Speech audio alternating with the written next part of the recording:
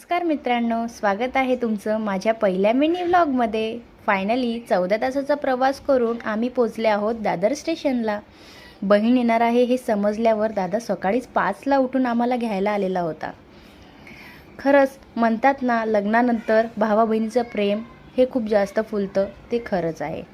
मामाला अचानकपणे पाहताच मुलं त्याच्याकडे असे पळत गेले की विचारूच नका। बघताय ना मामाचं आणि भाच्यांचं प्रेम।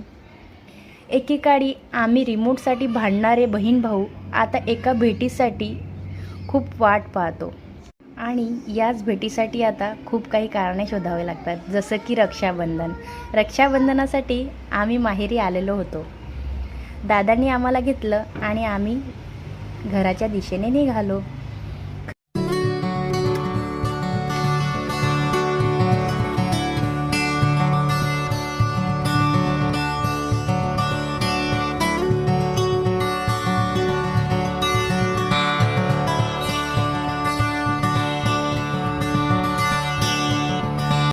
खरंच दादा घ्यायला आलेला असलेला देखील बाबा आम्हाला स्टेशनवर घ्यायला आले।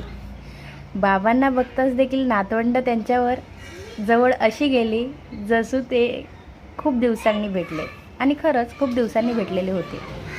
मुली घरी येणार आहेत हे आईला माहीत असल्यावर आईचा आनंद तर काही वेगळाच राहतो। तशीच आमची आई आम्हाला बघण्यासाठी गॅलरीमध्ये उभी होती। आम्ही दिसल्याबरोबर तिचा आनंद तिच्या गगनात मावेना। तसंच आम्ही वर आलो।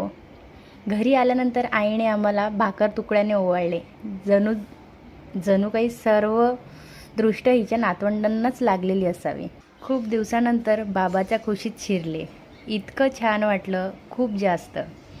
आईच्या खुशीत शिरल्यावर जसं वाटलं जगातलं कोणतंच दुःख माझ्या वाटेला येऊ शकत नाही। आणि बाबांनी छान असा नाश्ता आणलेला होता। आम्ही सर्वांनी खूप दिवसानंतर असा सोबत नाश्ता केला।